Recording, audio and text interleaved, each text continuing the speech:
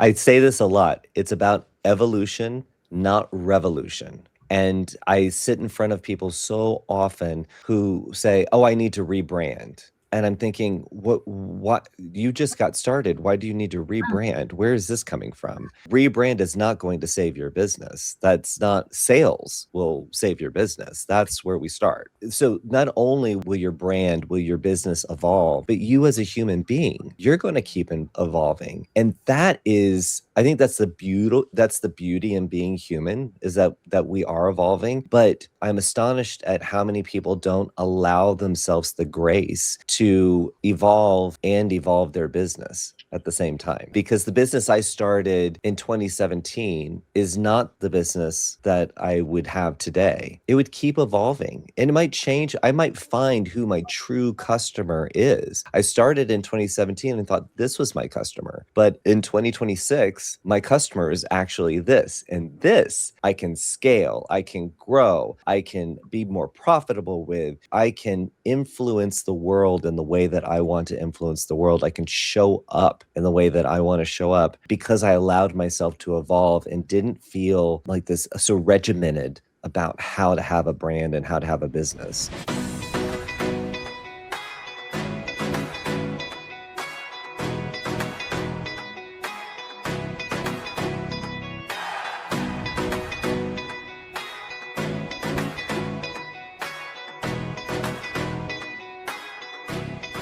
True brand strategy. It's not about logos. It's not about taglines and pretty colors. It's so much richer and deeper than all of that. And that's why we have Joshua here today. He's going to tell us a little bit about himself, why this topic matters to him, and why it absolutely matters for you and your business. Joshua, welcome to the show.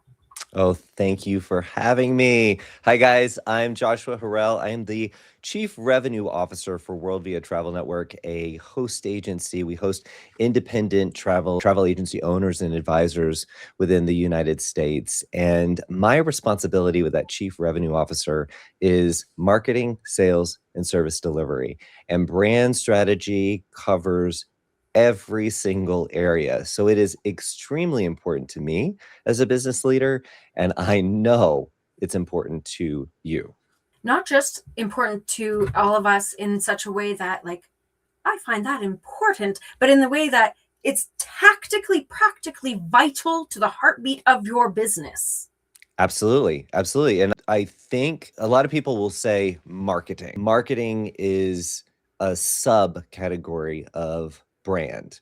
But I think we've kind of in our minds, we just think brand is logo, colors, and fonts and sounds and things like that, right? So I've really tried to reclaim that back, that at the core of any business is a brand. So if you've started a business, you've started a brand. And when you start to make that shift, brand strategy makes so much sense. Absolutely.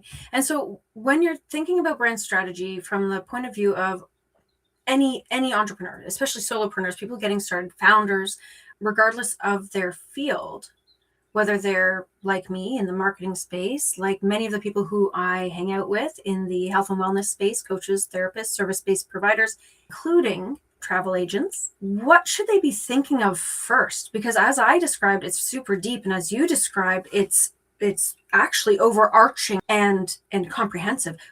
That can feel intimidating. What should people be thinking about first in that space? It's a good question.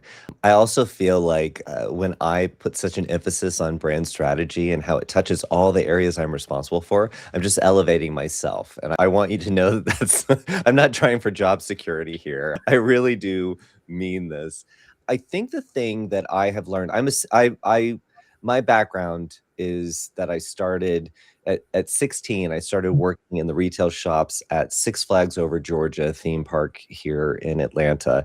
And that was my first taste of, in a theme park, everything is branded, every section, every shop. So at an early age, I was exposed to how brand influenced people to purchase or their day at the theme park. And then as I evolved, I worked for a company called Bare Minerals, a natural cosmetic line. And within the cosmetic space, you are let's face it, you're selling lipstick and mascara, right? That's what you're selling. But the brand is what the person aligned to in order to, make that purchase, right? And then down to the individual products. At one point I remember we came out with a mascara every single year. Wouldn't you just think you would just keep on improving the formula? No, because there's a mascara for everyone, right? There's a story for everyone, right? So to answer your question, I think the think of or that oh well, and backing up too, just talking about being a serial entrepreneur. I started so many businesses where I chased after what I was seeing somebody else do. Instead of mimicking behavior, I was almost copying the idea.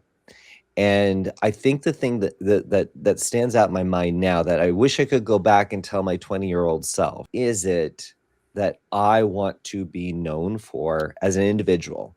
No, maybe I'm going to build that company that has 700 employees. But for most of us, when we start a business, it's just me, myself, and I. Mhm. So at the core, whether it's a gutter cleaning business, it's a cosmetic line, it's anything, right? It has to be aligned. What you're doing has to be aligned with something in you, and you have to be okay with that. If that does that make sense? 100%. So let me put this into Shauna talk, because this is literally something that I could, you get asked those questions. What could you speak about for 30 minutes unprompted or like without preparation? This is one of those things, but I'm going to condense it to like a minute. So what you're describing is what I often tell people is your personal brand bleeds into your professional brand, and it matters, because if you're not rooted in your values and in who you are and in what you stand for, then your brand winds up waffling. You don't have a foundation on which to launch from. And so imagine, well, let's go with the launching kind of idea, and with, I mean, I was going to say with the Olympics, but I'm thinking Summer Olympics, somebody diving into the pool. If that board is not properly harnessed, if it's not actually there with a strong foundation, your dive is going to suck. You're going to jump off there and go whoop, and now you're not going anywhere. So your first job in establishing your professional brand, actually rewind to really harnessing your personal brand for the foundational purposes. Absolutely. I'm so fortunate I get to work with thousands of travel agency owners across the United States, and most of them are starting their business, right? This is their first entry into having a business. And I have seen it play over and over again. And I always say this, I got this from Tony Robbins: success leaves clues. And then what I say, my job is success leaves clues, but I'm a professional clue picker upper and sharer, because I want to help people get there faster. And the mistake I see so many people make, and then I can hold the mirror up and say I did the same thing, is that they go in and they get their LLC formed, their company formed, right? They come up with a company name. It's the street that they live on, right? They've created a corporation, right? And they're told that they have to, never pierce the veil of the corporation, right? Mm. So you're in these early stages, and you start to try to make this new thing be a living being that you like a superhero, right? You're crafting the colors, you're crafting, it's up and away, whatever it is, it's tagline. But I have always found that you can never give that the life support it needs unless it really starts from your personal brand, and how that then feeds into your company. So, and people give up when you were talking about that diving board, if it's not under you. Well, people, solopreneurs will give up so fast if they feel like they're not rooted in something. And let's face it, being an entrepreneur is the hardest job. You have got all this mindset stuff playing with you all the time. You hear the latest trend.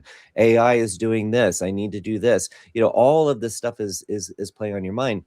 And then by chance, if you get to some level of success and you go to hire someone or you expand your team, if that foundation is not set, and that strategy is not worked out, then they have nothing to stand on. Mm. That's tough. Absolutely. Not only that, but we're also looking at the fact that if I pictured this as soon as you said you're onboarding somebody to your team because you've achieved some level of success by some miracle. The foundation is so rocky that that person comes on and now you're lopsided. And you can see I tip over, you're going to fall over, and you're not going to be able to sustain yourself without or unless you can rewind, pull yourself back, which is really hard to do when you're in the throes of your business, and reinforce that foundation and do the work that ought to have been done all along. Yeah. I love it. I love it. And I think a part of that, and you and I both are on the same vein for this, is really making sure that the heartbeat of your business is authentic, is true to you, not just what you think it should be, but what it really is. Right, and that's a battle that everyone faces. I mean, I use the example of a gutter cleaning business, right? Like, you could say that, well, that's such a very specific service business. How can my personal brand align with it? Well, there's got to be a reason why you got into this business. There's a need, there's a demand for it. You're good at it. In fact, that's probably where you tie the passion, right? I'm so good at this that people are like, wow, why haven't I used you my entire life, right? Like, why haven't I found you? So I use that as such what seems to be a far away example, because you would think that that's so you can't tie your personal brand to it. But you know what? How many people do you know you possibly work with that, oh, Bob, he's the guy that does my lawn and he's an amazing guy. Now his lawn company might be Lawns Are Us, right? We don't say that. We say Bob, Yeah. right? And I think that that's just a reinforcement that you have to set your brand strategy. You have to root it in you, because that's what's going to make it a success. And just going from there, because it can be hard, Yeah. right, to do that sort of work. And you have to take really small steps at times when you're trying to figure out what it all means. Yeah. And during a previous conversation that we had, you mentioned something that I don't actually know a lot about, and I'd like to learn a little bit more about. And I think it holds hands with this idea of taking small steps. And that was the Kaizen principle. Is that right? Kaizen? Kaizen. I was going Yeah. to say, it sounds really interesting, and I love that it's holding hands with the idea of tiny habits or atomic habits, depending on who you follow for that kind of principle. But correct me if I'm wrong, of course. But I think that that's something we can explore here when it comes to unearthing that real foundation, that authentic truth that you stand on. Right. So the principle, I mean, Kaizen has been around. I mean, I think Toyota back in the days in the factory, and it was all about kind of breaking things down into the little steps, and making small improvements. And when we look at starting a business or working on our brand, we look, and most of the time we're looking in broad strokes, and we get mired in the big vision. We get so stuck that you get into analysis paralysis. And it was something, not to kind of move off of Kaizen, but something that I've heard other people say this in a different order. But for me, and this is the advice that I give, whether it's travel agency owners or any entrepreneurs I get to speak to, it's all about get going, get smart, get good. Too often we're overthinking the detail and getting started in whatever it is. It could just be getting started in your day, right? It could be just getting started to get that business open, right? Or start the social media. Stop overthinking it. There isn't a perfect time to post. There isn't a perfect time to send the email. There's a perfect length for your hair in order for you to be on video, right? Like, it just it doesn't exist. You only will learn by making those moves, and they can be small moves. Get going, and then be wise enough to say, hey, how can I make that better? Oh, you know what? That didn't feel good. That sales consult didn't feel natural. I wonder why it didn't, right? And then could you do? Could it be a checklist that you run through when you're on a conversation? Make it something that is simple, it's repeatable, then transferable to, a new team member or somebody that you're expanding things out to, and then you get good, right? So getting good is not the thing that you need to get stuck on. Like, oh, is this the right mustard yellow for my logo? What does mustard yellow say to my future clients, right? Well, you know what? I have started so many brands and I have changed their color palette multiple times. And wasn't is I want to I'm gonna somebody your viewers will fact check me on this, but I want to say that the Campbell soup logo has been redesigned or like tweaked almost every other year or every 3 years for a very, very long time. Now, you and I have looked at Campbell's soup logo tens forever. Mm-hmm. I don't think I would notice anything. No. But you're always making small improvements that then open that lead to bigger opportunities or help you discover things that you didn't even know you had in yourself or within your company. Right. Right. And so within the context of creating that foundation that can feel really hard to do, the idea isn't perfection. When we're creating Never. that foundation, we're not looking at who is my truest authentic self. It's I'm going to learn about myself and do my best each step of the way with each iteration of myself as I evolve, which you should be evolving. I'm going to bring that through into my professional brand as I continue to grow. And that is going to be vital within all of this. And so I guess that's where that Kaizen principle comes in, is just like allowing yourself to not dwell on the small things, but rather reflect on them and find the small tweaks and changes that are necessary to accommodate your growth. Absolutely. And I say this a lot. It's about evolution, not revolution. And I sit in front of people so often who say, "Oh, I need to rebrand." And I'm thinking, what you just got started. Why do you need to rebrand? Where is this coming from? A rebrand is not going to save your business. That's not sales will save your business. That's where we start, right? So not only will your brand, will your business evolve, but you as a human being, you're going to keep evolving. And I think that's the beauty in being human, is that we are evolving. But I'm astonished at how many people don't allow themselves the grace to evolve and evolve their business at the same time, Right. right? Because the business I started in 2017 is not the business that I would have today. It would keep evolving and it might change. I might find who my true customer is. I started in 2017 and thought this was my customer. But in 2026, my customer is actually this, and this I can scale, I can grow, I can be more profitable with. I can influence the world in the way that I want to influence the world. I can show up in the way that I want to show up because I allowed myself to evolve and didn't feel like this so regimented about how to have a brand and how to have a business. Right.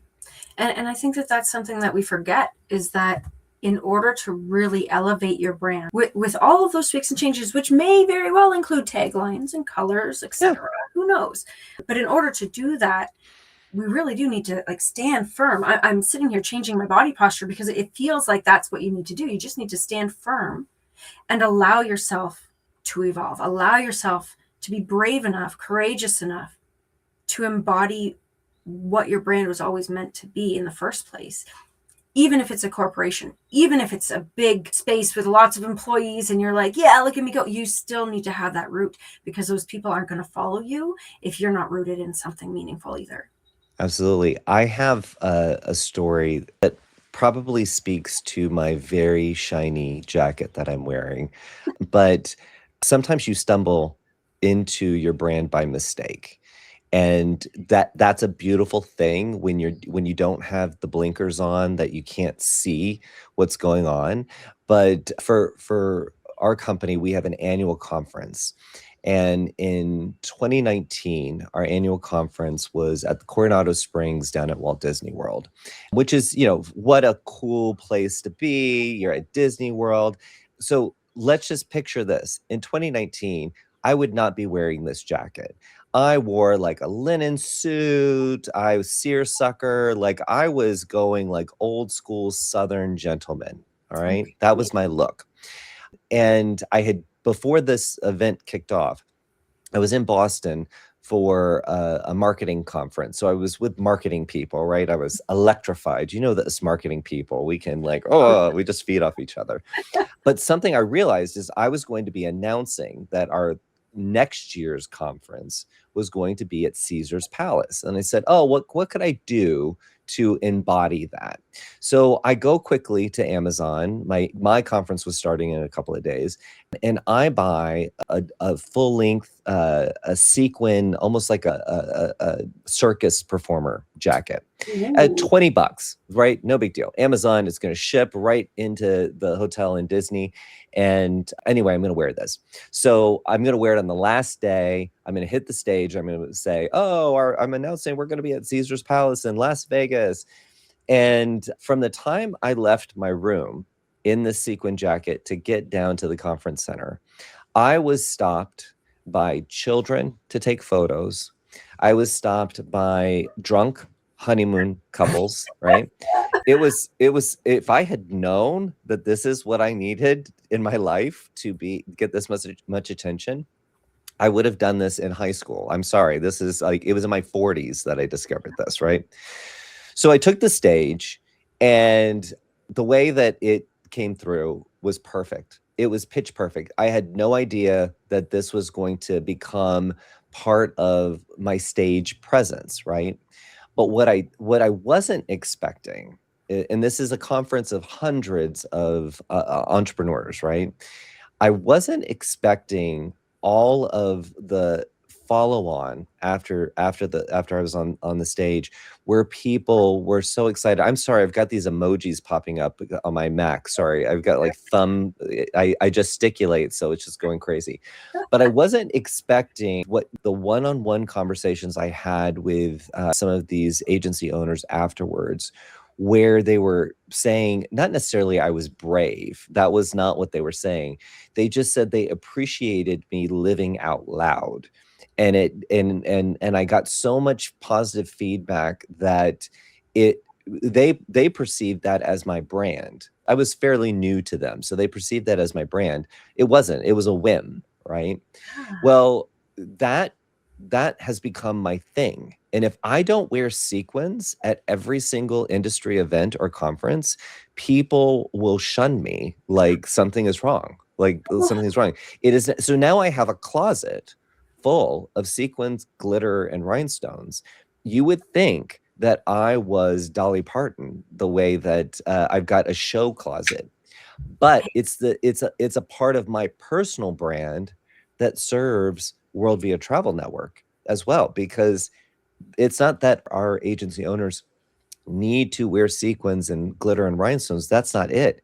But they need to feel empowered to show up as themselves. And that is good enough, because there's only one you in this galaxy. So don't shy away from who you are. You are your true differentiator. I just happen to find out mine a little bit later in life. And any age, finding that out, any part of your journey is okay. And Absolutely.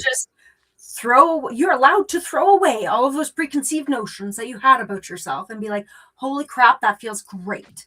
And you're allowed to just do that. And that's the beauty of this. Like you said, it's not revolution, it's evolution. You will consistently be evolving. And Yeah. one day you're going to be like, yeah, you know what? Sequins are my thing, but also I need a hat like Gord Downey with a feather and everything. Like, and that's just going to be the new thing. Like, and it's okay. You're allowed. I'm in love with that story. And it's going to be hard for me to ask you this because that was so profound. However, I do have to ask, aside from the amazing richness that you've just shared with us today, Is there something that you can tell everyone who's joined us for this conversation today that they can hold on to and carry with them for the rest of the day, the week, and months to come within their business and life, of course? I know that's a big ask. I know that's a big ask, especially after you just bared your soul there in that moment, because that's beautiful. I've shared I'm my gonna secrets. That's right, all the little secrets. So I'm going to give you a moment to think about it, because I know that now you're going to be like, oh well, shoot, I just gave you all my.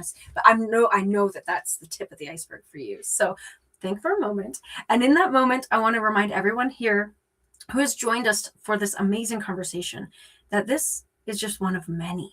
That we have these conversations every week, and you get to join.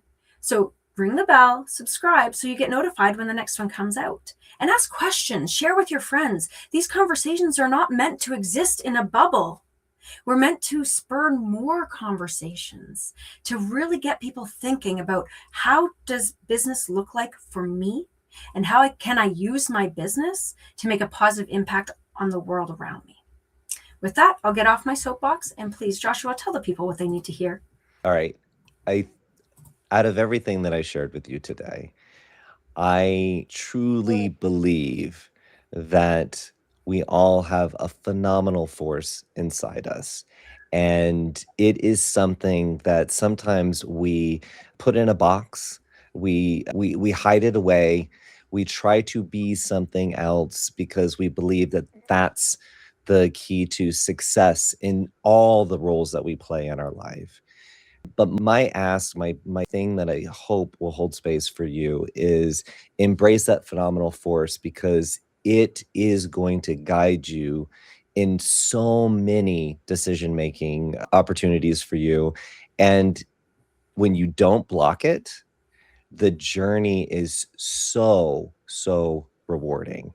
And down on the screen right now, Shauna is sharing a QR code for you to get a free ebook that I put together a few years ago about how to truly build your brand. It's based on travel advisors because I work with travel advisors. But let me just say, the lessons were based on all the different brands that I have worked on and created. I'll even tell you a story about how I factor in the former Queen of England. She's a part of my brand building process, and you have to download the ebook to find out about that. Oof, I love it. I love it so much. Thank you so much, Joshua. Honestly, the idea, first of all, I mean, one of the first times I met Joshua, I saw the Queen in the back of his office, and I thought, wait, why is the Queen in your office when I'm Canadian? She should be somewhere in my office. Now, of course, the late Queen, we now have a king, but I just thought that was really funny. So if you do want to check out where the Queen plays in all of this, download the ebook. It's free. Hop in there, and the link is not only in the QR code, but it's also in the show notes. So you're going to be able to have access to this no matter when you are viewing this recording. So with that, I want to remind all of you that your brand is so much deeper and richer than you probably ever thought it was. And that people like Joshua and myself want to see it come to life. If you want to learn more, reach out. Shoot us a direct message or email me. You can find me on my website at www.shaunalee.com. Also linked in the show notes, because my middle name Lee is spelt a little funny. So go check that out too. Anyways, you guys have a great rest of your day, and we will chat soon. Bye now.